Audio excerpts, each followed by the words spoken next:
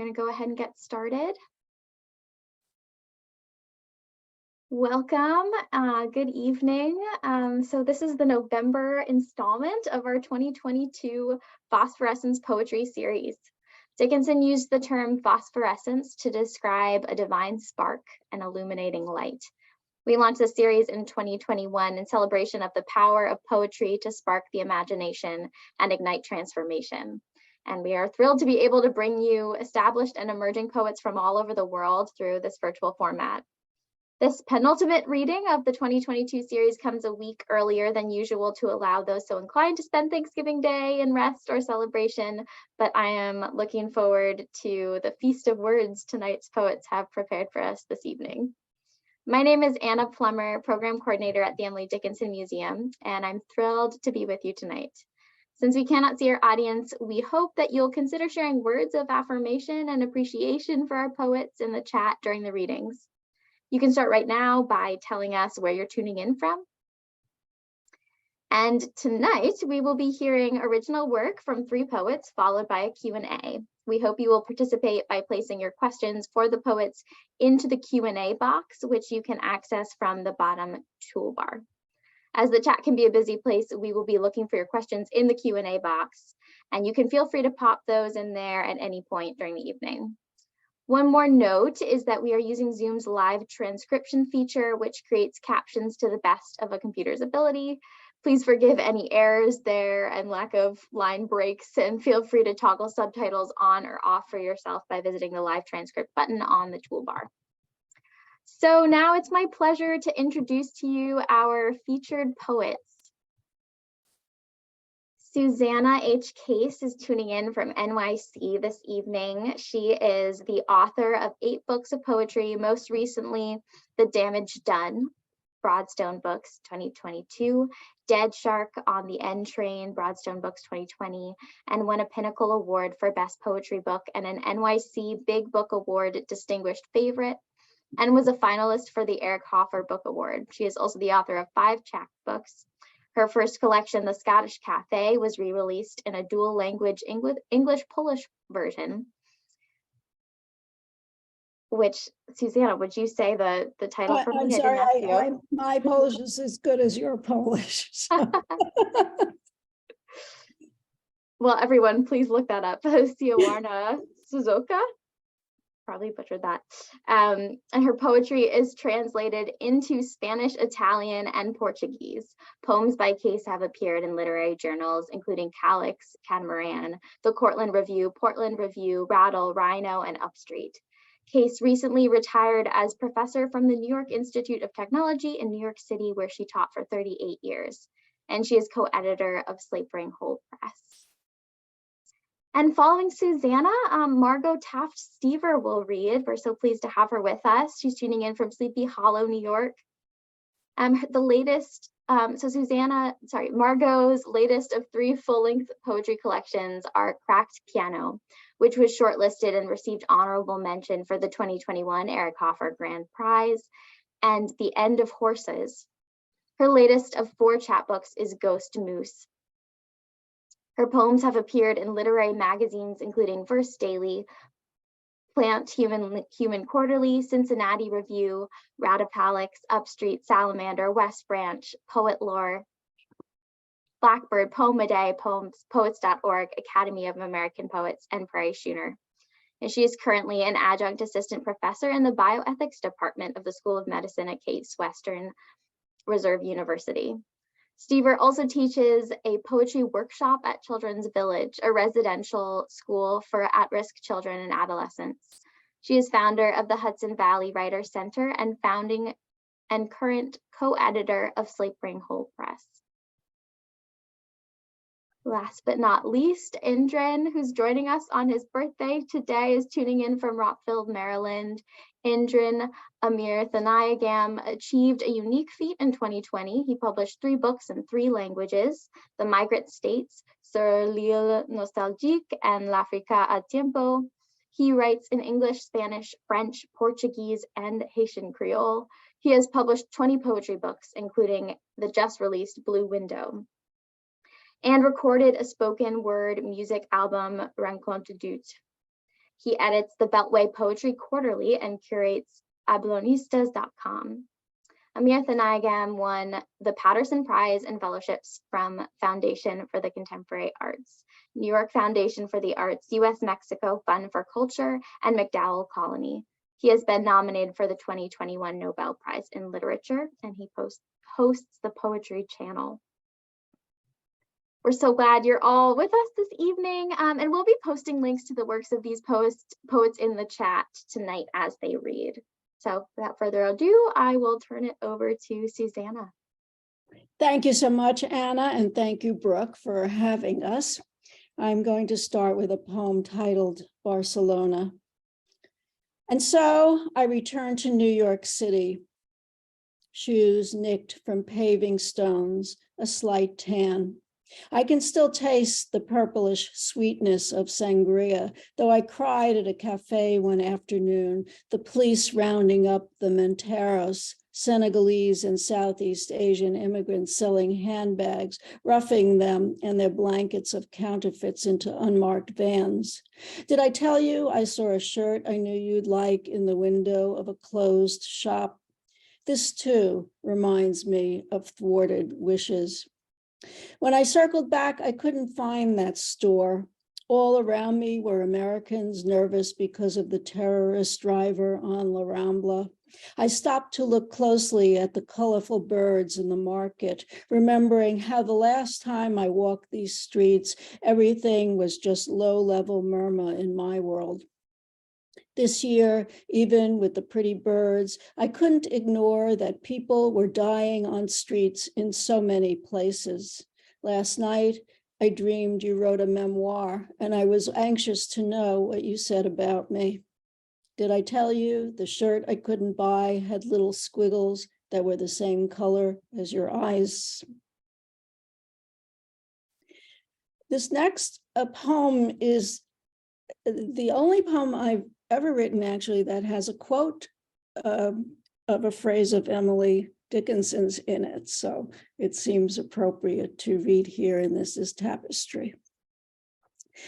Like Dickinson with her impregnable of I, Don McLean wove a song around albumin. Rancid is another word quirky in his song, like vulgar or sulfur. Yolk of the egg in albumin referred to the dawn, his neon fuchsia syllables sung the way slippery thread memories of an old love affair are worth more than the love.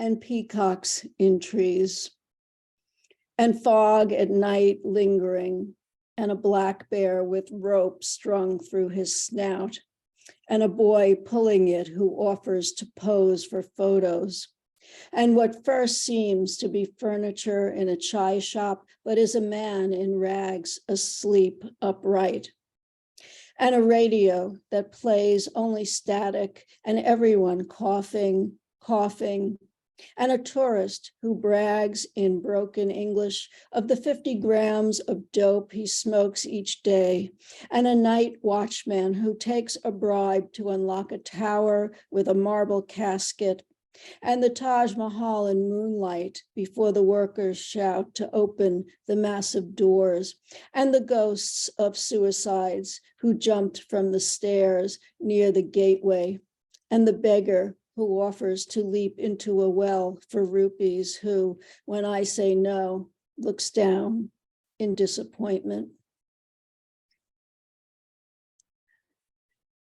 This next one is one from Dead Shark on the N Train, the book that Anna mentioned earlier, one of the books that Anna mentioned earlier. Death has come in with a line from Eliot.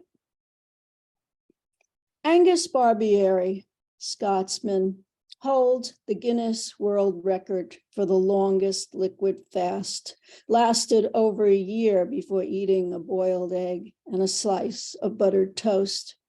3 people fit into his old pants.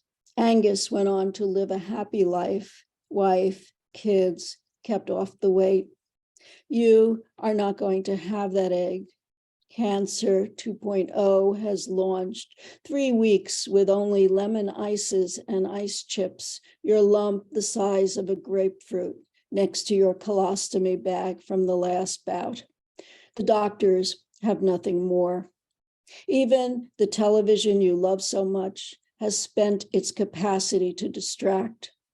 Last time you were in hospital, we argued about politics, Kavanaugh on the screen. I yelled a lot about gender and stalked out. I am not a nice person. I sit here thinking mostly of myself, my relief the big C got you and not me. In the room, the women come and go. They jot on charts. No one talking about Michelangelo or time, except when the religious guy comes around. Burial plans, where, which dress, a sundress, a wig. How can I, a person full of words, not know what to say? You are always my best friend, you tell me, and try to smile. The truth is, we have not been close since high school. I want to touch you, but do not want to touch you. I am not a nice person. I cry, not out of empathy, repelled and scared. Your covers are pushed down and too much of you shows, and I don't say anything, and yet I put that shriveled flesh in this poem. Though winter winds blow outside, the air is stifling. I pull off my scarf, my sweater, heap knits on a chair. I roll up and fold, roll out and unfold my hospital pass. This is another one from that same book, The East River Isn't Romantic Anymore, a title which comes from the lyrics of a song called Greenpoint, which is a neighborhood in Brooklyn. 16 miles of saltwater estuary that can't make up its mind in which direction to nudge the tugboats extends south from the arched bridge at Hellgate. Once a mass of ice got stuck, and for a few days, commuters could cross on foot between Brooklyn and Manhattan. They've cleaned up the water from when human waste was dumped, when Harry Houdini performed his first wooden crate escape with shackles and straps. Swimmers practice their strokes from Brooklyn Bridge Park to Manhattan, where the current runs fast. Every year, some jumper drowns.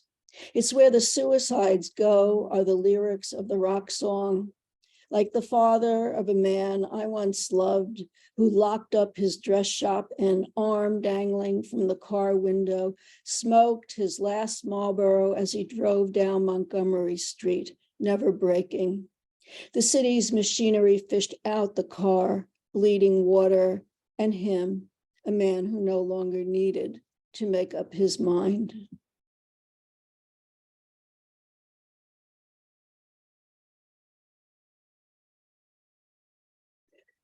This next one was inspired by an article I read in the New York Times after a tsunami in Japan, and it's titled "The Space Between Missing and Dead." He dives deep to where the ocean sounds like burning hair, to the trench where he finds soda cans, tires, sneakers. To feed her, he leaves rice bowls stuffed with sour plums. Because it snowed the day the tsunami gathered up people, traffic lights, trees, shrouded even houses in its freezing water, he looks for black pants, a red coat, just in case. They take longer to decompose.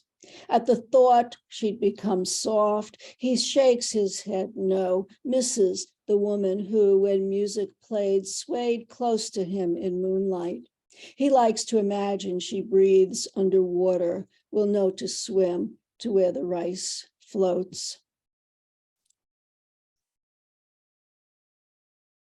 So this next one is from my most recent book, The Damage Done, which is set in the late 60s, early 70s. And this particular one is a poem which references the Vietnam War.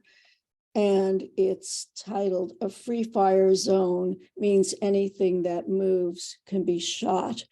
There were more than 50,000 Americans killed in that war and 150,000 wounded seriously. And about 80% of them came from working class or impoverished backgrounds. So that's the context for this. Talking again about how green everything was, the fire and smoke, the mountains and silence, the jungle, which he never gets past when he tries to tell the story of how anything that moves is shot, and he was shot. And here he is now in their parents' home instead of a rat's ass chronic care veterans facility, has been like this for years. Body broken, shrapnel still in his head, trying to talk to his older brother, the detective, who's wondering if the kid wants to die because someone now will have to do it for him. And all he had needed to do was stall a little bit. The war was winding down, or be some other place on some other hill, not that hill, where nothing will ever grow back. A monument to ill conception, instead of here now, crying again, some spittle on his lips. And this is an epistolary poem from the same book, Dear Carol. On TV, when I see a marcher decked in helmet, body armor, carrying a gun, demonstrating in support of the worst president ever, and a cop shaking his hand as if greeting a member of the club, I think of you in skinny capris, your light brown hair teased in a crown so bird-like and so damn young. Do you ever think about the doo-wop we listened to that summer in the Catskills on my tinny transistor? Back in the city after vacation, it took 3 subway trains to visit you in Brownsville, the graffiti-covered halls of the walk-up where you lived. I was a free-range teen, savvy about the subway, but less so about social class, and I was the one who always made the trip. Do you remember when you announced your engagement? He was a cop, your voice rising at the end in excitement as you offered your hand to show off your ring. We were barely adults. By then, it seemed the police were rioting everywhere. Oh, I said, forgetting my manners. Silence, and the chasm already there opened up that last time we spoke. I want to thank you all for coming, and I am going to end with a poem from an anthology that Margo Taft and I created of poems on Marilyn Monroe. That's the de Kooning portrait of Marilyn on the cover, and the book is called I Want to Be Loved by You, and we each contributed a poem, and mine is inspired by the movie Niagara and is called Atomic Blonde. A woman labeled a tramp in a tight dress in the first half of any 1953 movie is going to be dead by its second half, like in Niagara, Marilyn playing vampy Rose Loomis, passion kissing her lover behind a barrier to the falls. The water, a symbol of rutting life force, if ever there were one, is later strangled by her husband, George, in revenge. I had that husband too, who'd already tried to cut off my air at home, a pillow over my face. This wasn't a film, and I fought back. Why were we at Niagara on vacation? I'd left the lover in New York City to kiss and mess around with on my return, no intent to coax him into a killing by a waterfall. I wanted only to be pushed out, too indecisive by nature just to leave. But in this marriage, I always had to do the cleaning up. Not a femme fatale. I was more the Polly Cutler type, the one who takes a first aid kit on vacation to soothe all possible injuries. But my George Loomis didn't steal a boat and drop to his end over the falls. When we got home, I got the papers and he signed them. Thank you.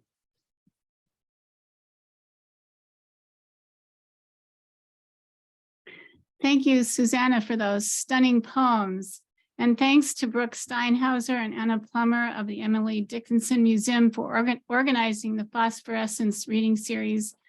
I'm happy to be reading with Broadstone pressmates Indran and Amirthanayagam and Susana. And I would like to thank everyone for being here. Many of my poems relate to nature, as did Emily Dickinson's, and some of mine to the sixth extinction, which Emily Dickinson did not have to consider. And from my first book published in 2002, Frozen Spring, I would like to read a poem that begins with an epigraph by the late Faith McNulty, a naturalist.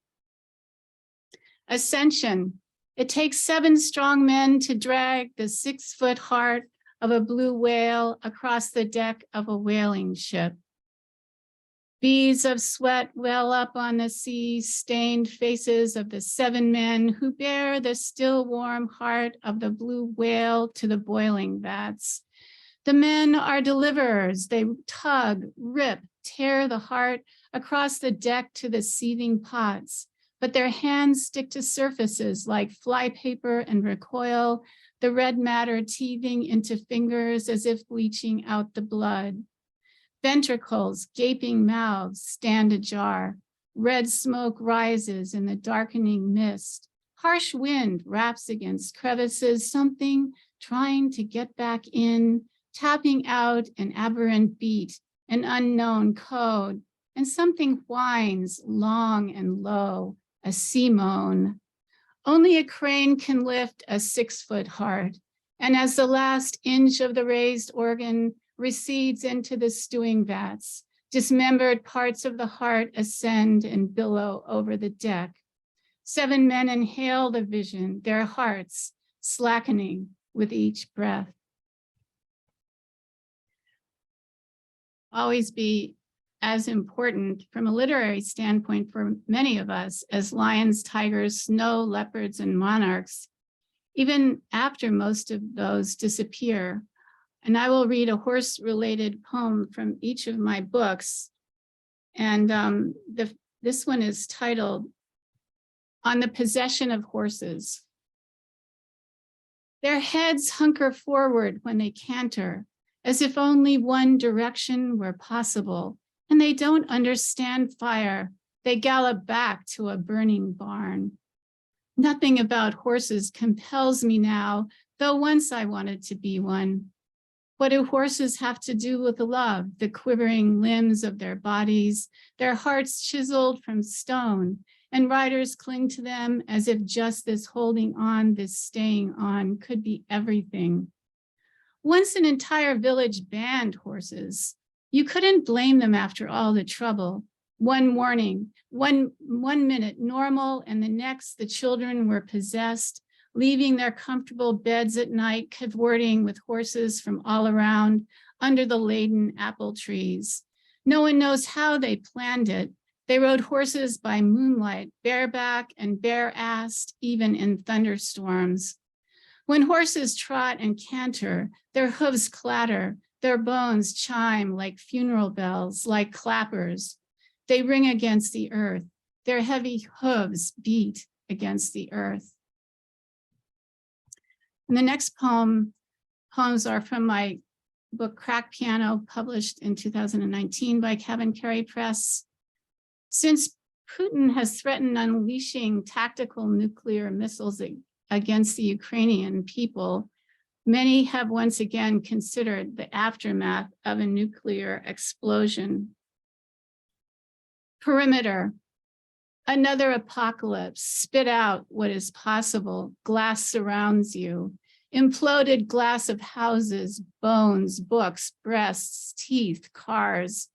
Not one of these is replaceable, even if glass returns to sand. On the black volcanic beach, bodies press against you, rooting out the value of sand. The sun goes into you, an empty closet, doors shut around the perimeter. This bed of glass brings viscous blood to the surface. Here the torsos of dolls lie faceless, embedded after war to prove things endure.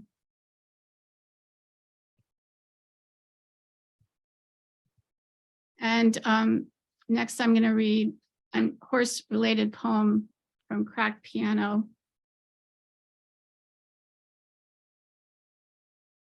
Idiot's Guide to Counting.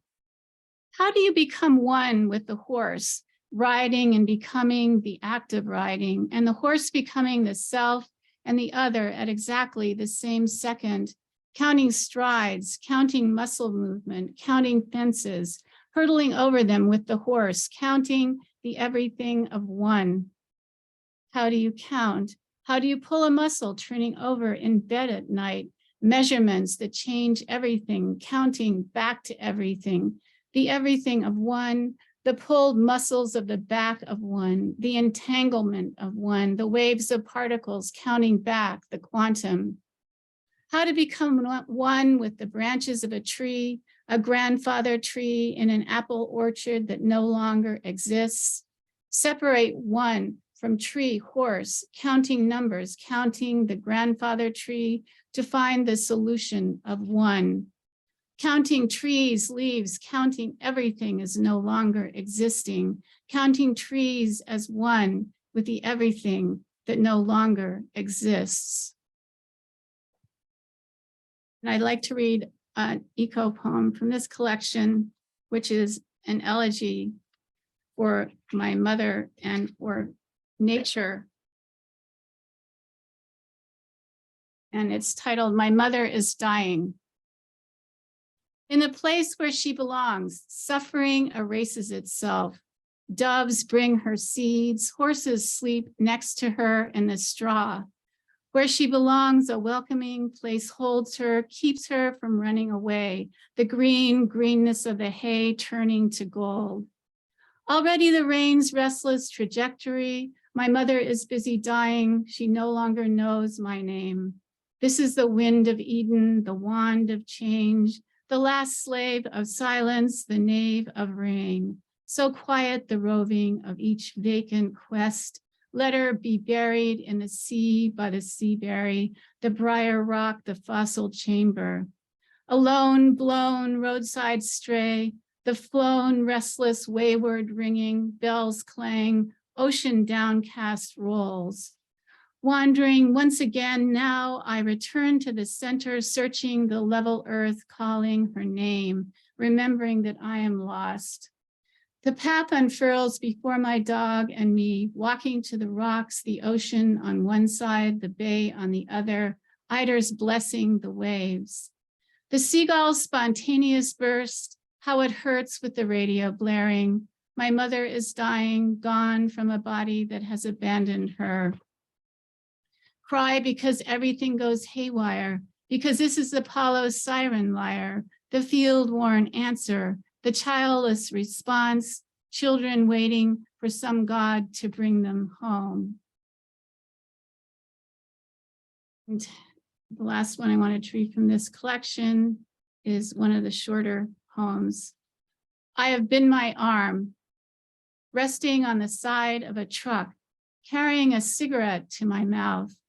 My hand, an animal that cannot see or feel. I think I wrote that when I was 18.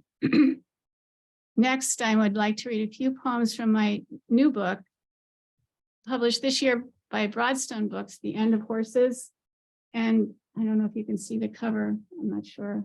But anyway, it is a photograph taken by photographer Lynn Butler of wild horses rescued by a Navajo family and living at the Wind River Horse Sanctuary in Lander, Wyoming. Many of the poems are about the sixth extinction, but some are specifically about the fragility of our human family. Galloping double, bareback. Down sandy edges of paved country roads without helmets, bareback, the sisters clung to each other, to the tree, to the horse, to the tree-lined ways that snaked around and through, as if going somewhere were not the goal. Their bodies twinned, hair wind-whipped, the triple rocking of legs pounding, the leaping beat of hooves. The girls struggle to stay the horse, rippling through them like storm. Wind-battered trees that frame the hush of birds silenced by their galloping. the muddy paths, the mourning dove, soft-eyed windows of distant houses. Head down, the quieted horse plowed through grasses, his massive form sleek, willowy. So much did they long for the beast's velvet nose to be buried in their arms. And one of my neighbors, who is an environmental lawyer and professor, once said to me that if we do not take serious action to prevent climate change now, only a few humans will be living in northern Canada in the future. Treehouse.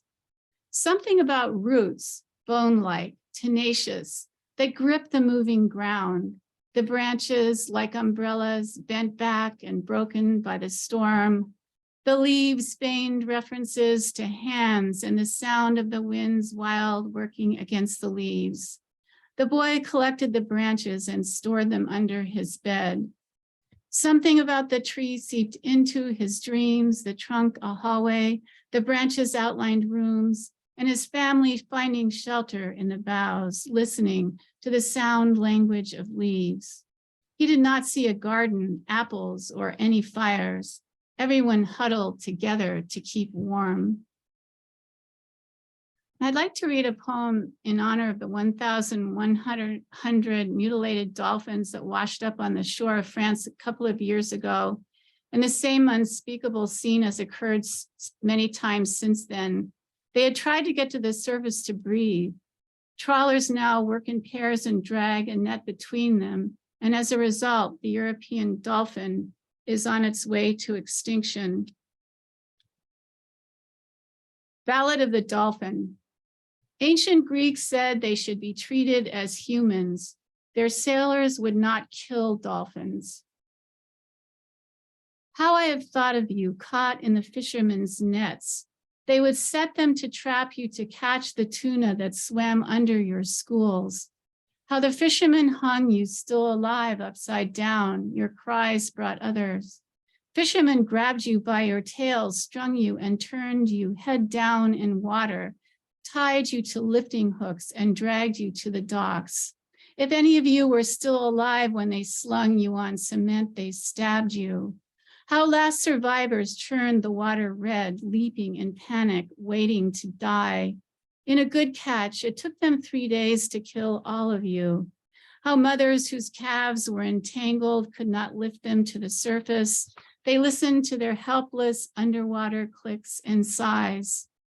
How often I remember the whale skippers who would radio the location of hundreds of you, allowing tuna fishermen to track down your entire pod, their nets deep, foaming, wide, so that hundreds could fit inside.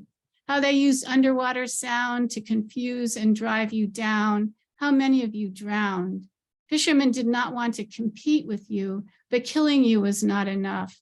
How they used the screams of several to slaughter more. How one of you hangs from the prow, still alive, calling, calling. My proceeds from this book will go to the Sea Shepherd Conservation Society. According to the great science writer Bill McKibben in his October 6th review of 3 books on climate change, titled Where Will We Live in the New York Review of Books, he said, quote, the first time in recorded history, 100 million, the first time in recorded history, we had 100 million forcibly displaced people. The International Organization for Migration has predicted that we could see 1.5 billion people forced from their homes by 2050. And by 2070, as many as 3 billion people could be living in intolerable heat. Last, I'll read 2 more short poems. The first is the title poem. End of Horses. I write to you from the end of the time zone. You must realize that nothing survived after the horses were slaughtered. We sleep below hollow, burned out stars. We look into dust bowls searching for horses. When you walk in the country, you will be shocked to meet substantial masses on the road. We do not know whom to blame or where the horses were driven, who slaughtered them or for what purpose. Had the horses slept under the linden trees, The generals and engineers pucker and snore on the veranda. And my last poem is also the last one in the book, Ocean Birds. Jealous is the night, the feckless night, coming over us as water into sea. The forceful day's geography turned black. Your body is the sea I float upon. Your skin becomes the waves. Nothing will ever bring you here to me. Nothing will ever call you back. Thank you.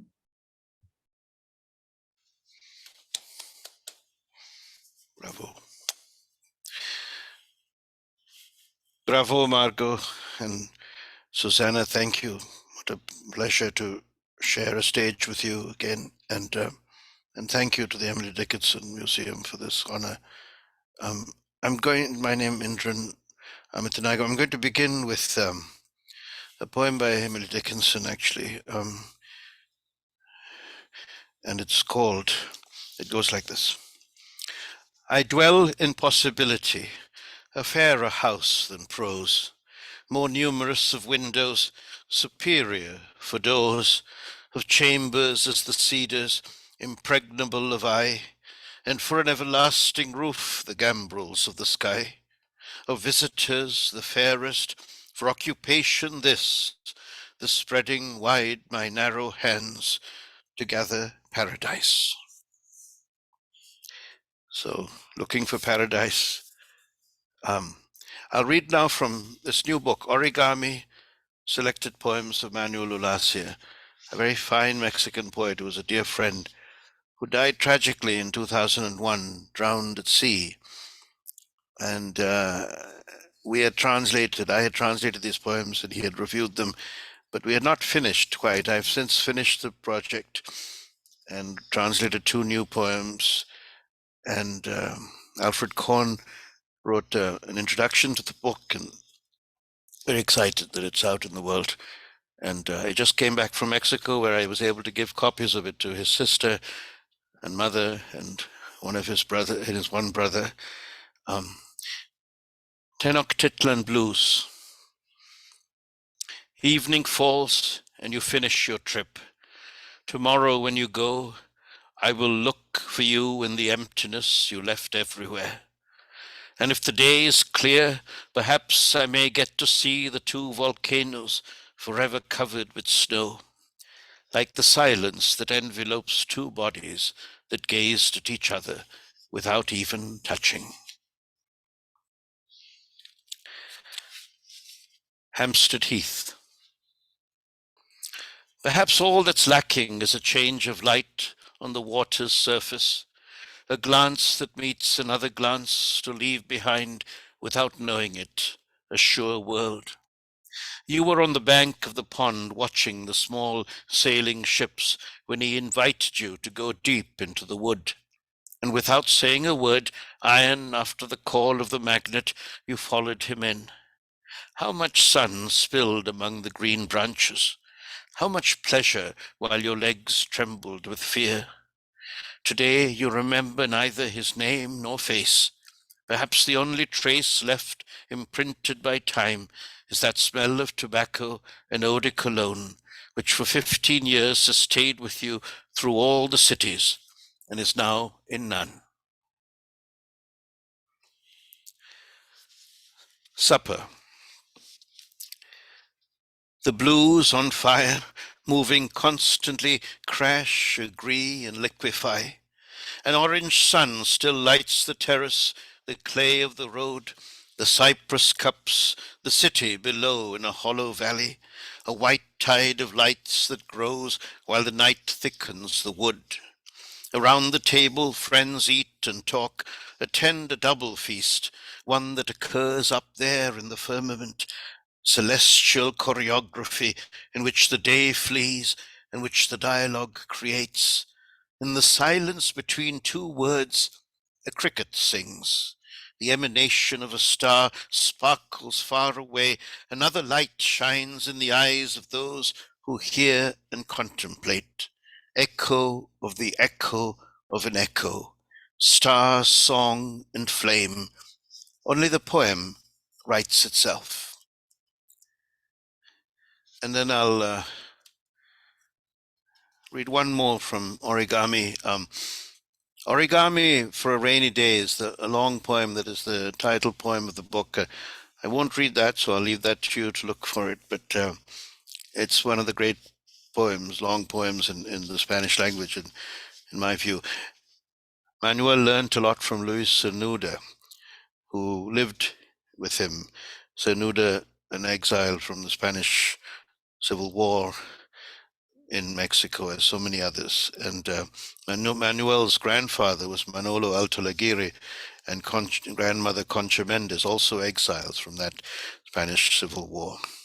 In the Ritz at Meknes, one glance was enough, the silence between two sentences, the tenuous graze of your hand when you asked for the key in the heat of the siesta, so that the young concierge, with a glance like a gazelle's, went behind you to your room.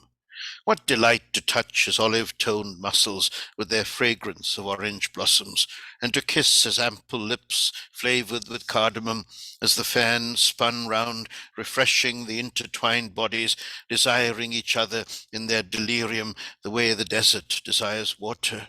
What pleasure in the instant when bodies forget reality and let it go. Where? Where? The city woke up in the fullness of the hour. Cars, motorcycles, a radio's music, mysterious Arabic brought you back to the world.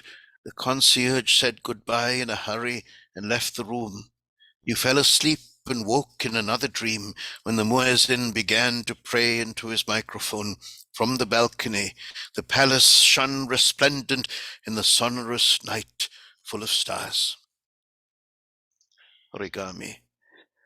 And I would like to read a couple of poems now from 10,000 Steps Against the Tyrant, my recent book from Broadstone, which I wrote during the 2020 campaign against the orange-haired tyrant. Well, he's still with us, but I think Joe Biden is doing all right. And so I'm glad for that, but we have a long way to go. And these, I would call these political love poems. The right path. Let us roll, America. Let us not look back. Let us seize the fellow by the absent coat tail. Let us reveal the traipsing emperor nude, and let us remember and defend the rights of our virus dead. But let us do so with respect, with love. Why? Because Jesus says so. Why? Because we are not jackals and hyenas. Why? Because we have to get back on the road to the promised land. Voting song. I'm going to take Mother to the polling station. This may be her last chance to vote for the right path from the burning bush, sinking ship, roadkill, victims of the raging virus. I'm going to take Mother to the polling station, and son, make sure you get that absentee ballot sent here while you visit. Every vote will count, and daughter, although you cannot vote, not this time, I want you to know that we have tried with all of our heart and mind to throw the bastards out. Soul rising. I miss you something fierce. I have to tell my bones to stop shaking, to calm down, that there is something called work, poetry, cleaning the room, getting food together, attending to Mother, reading fine print and polling, picking up the phone, cold calling a Texan in the name of participatory democracy, the nations and the earth's soul and the dream, jostling about in the coffin, thinking the time is now to break down the wood, pierce the earth, slide out to walk abroad again through these United States. I was very much affected by the poem Margo read, which refers to the mother and dying. My mother is alive and struggling on, but she has had, like so many mothers at a certain age, on fathers, they're affected by the aging. And I will read a poem for her, thinking of her. You may have heard her in the background. Late Night Olive Oil. Let us put the letters and fears and boiling emotions on the page.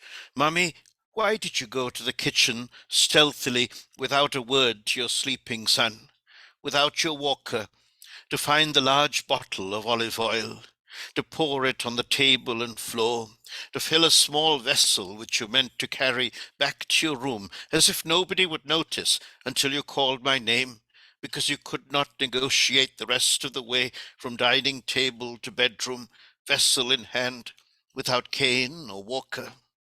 I write to atone for my flailing words, saying never, never, never again. The kitchen is prohibited. Your mania for oil in the hair is prohibited. The stealthy, mischievous, childish, truant foray into the darkness with a torch in hand, which you forgot on the countertop, all of this is prohibited. Your losing memory and control are prohibited. These words are prohibited. Decline and death are prohibited.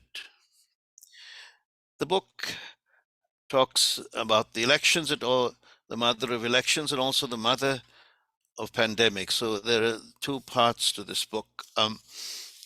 I'll read, I don't know how we are doing on time. I'll read one more poem, short poem from the book, and finish with a new poem that I wrote last night. But it has to do with today, which just happens to be my birthday. So I'll finish with The Candle and then that poem. The Candle, Migratory Bird. I must tell you that I'm lighting a candle in my mind, and I beg that the flame lasts through the night, that it will not be put out by a man too afraid, mad, young in thought. Let us embrace the darkness and accept each other's absolute freedom to fly to the other end of the earth, to discover that the world is round and love has no choice, the migratory route already drawn, but to return, to return. And now I'll just, if I may, this poem is called Birth and Bridge. I am 30 minutes from turning 62. I could not have imagined this birthday even 10 years ago. How about 30 years as a diplomat vanished in a thought?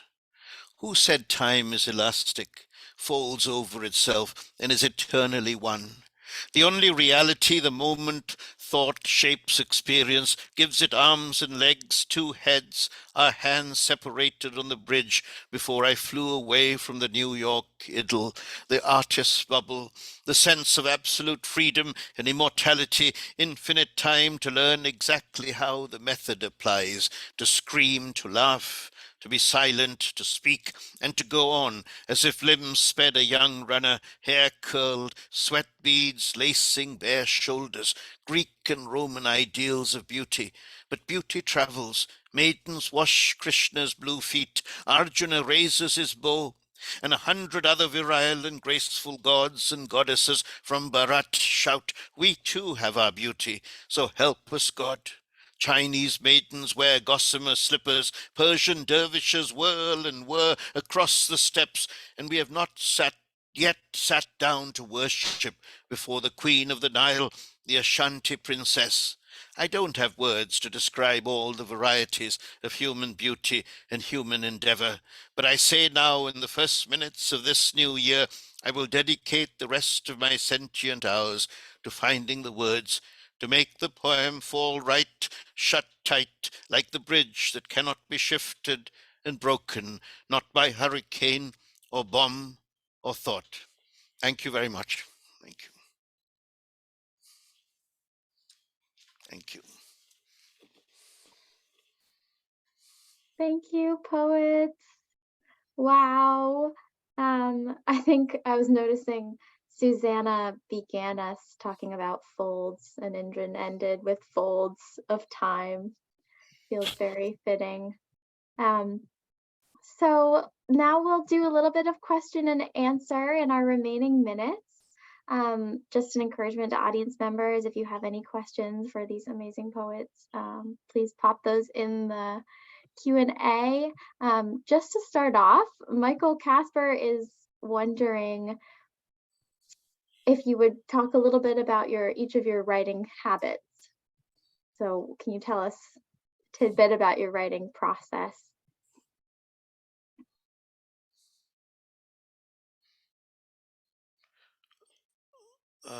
Susana, do you want to start?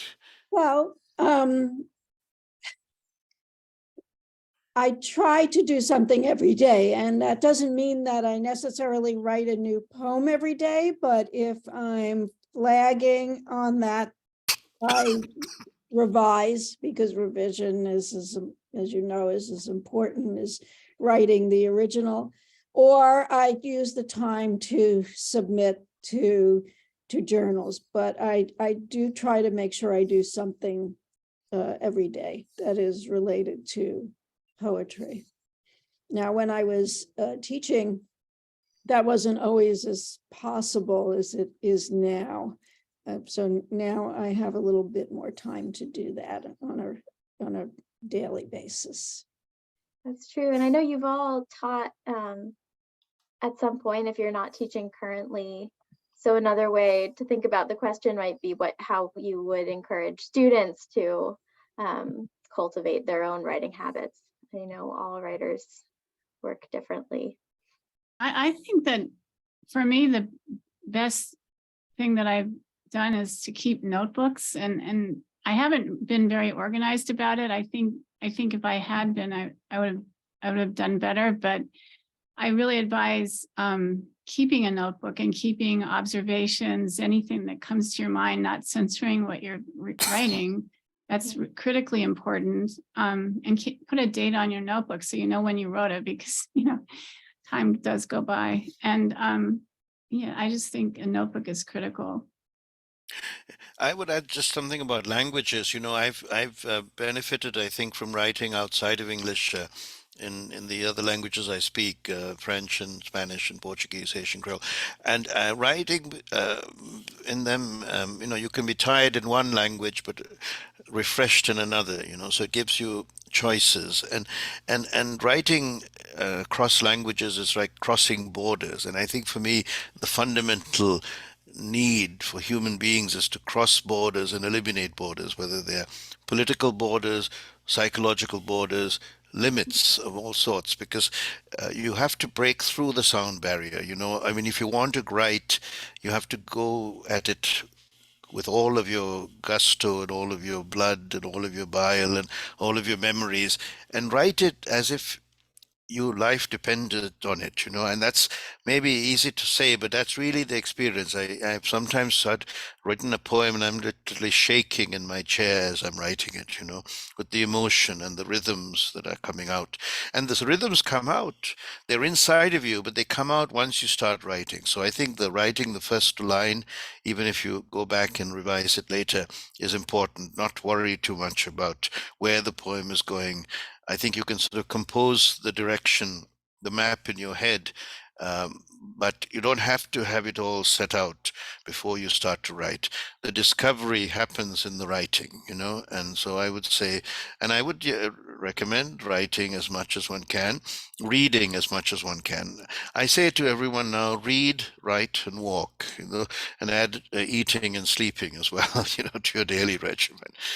One other thing is I've often been uncomfortable with the idea of being asked to write something specific, like being in a workshop and getting a writing prompt. And I have a very sort of, not a very positive attitude, but I think that's such an amazing way to write. I've ended up finding out that I could really, writing prompts can really help. Writing, getting some idea for not necessarily just finding things outside that you can write about can really help your writing. And, even though it's very uncomfortable, I find it extraordinarily uncomfortable to be asked to write a poem in a workshop and then, share it. But still, it's a great way to get started on a poem. And I agree with Susana that revision is, I could revise the same poem for 40 years. It's just something that you have to keep doing. I mean, unless you really feel you've finished, of course, but revision is critical. I'd like to add also for students that, well, for all of us, I suppose, if you're not sure exactly what you want to say, just keep writing everything that comes into your mind, and then you can whittle it down later as you make another pass through the material and decide what's essential and what's not. Kind of like taking a block of marble and then finding the sculpture that is within it. That's beautifully stated, yes. Allen Ginsberg had told me when I was quite young, 17, when I met him for the first time, to cut half the first draft out, and that stayed with me. 50% of the original draft gone. And I couldn't get my head around that initially. I couldn't think, how could he have done that with Howl and so on? But anyway, I think it's a useful guide, a useful aphorism to keep in mind, to be severe with your own draft and keep going. Yeah. Thank you. Yeah. Changing directions a little bit.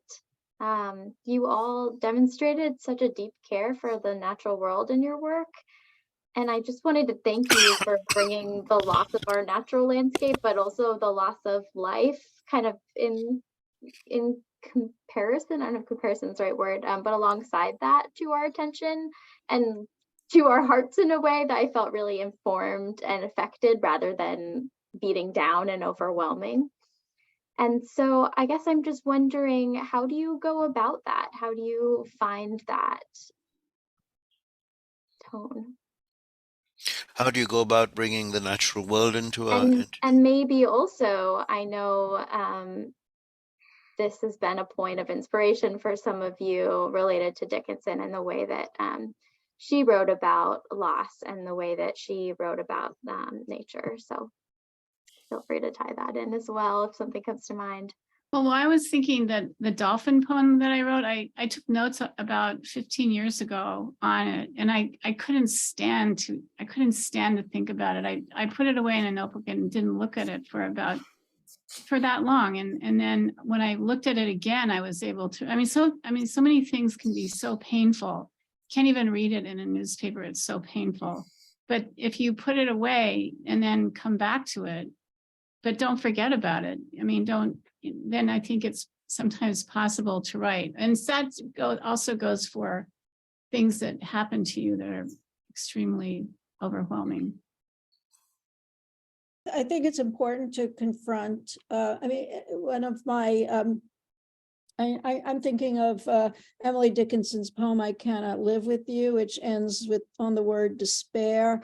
I think it's important to confront despair and really what many of us can only do is to write about it.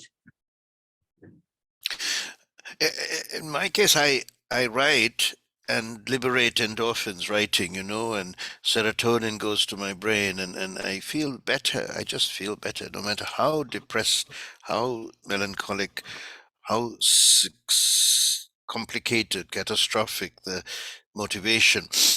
The writing really is salvation, and I've seen forests disappear. I've seen elephant herds vanish in my home country, which is Ceylon, now known as Sri Lanka. But I've also seen second growth forest, and that concept of second growth forest, the restoration of seeding the rainforest back. I know it's art, which is what we do as poetry. You're reseeding the earth. So perhaps making of poems can be parallel to that replanting and fighting back, making the desert bloom. For every destructive act, we also have a creative act that replies to it. And that gives us hope. It gives me hope as a writer, as a human being. Yeah.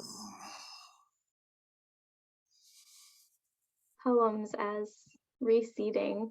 Well, I wish we had more time to talk, but I think that's maybe a wonderful note to end on.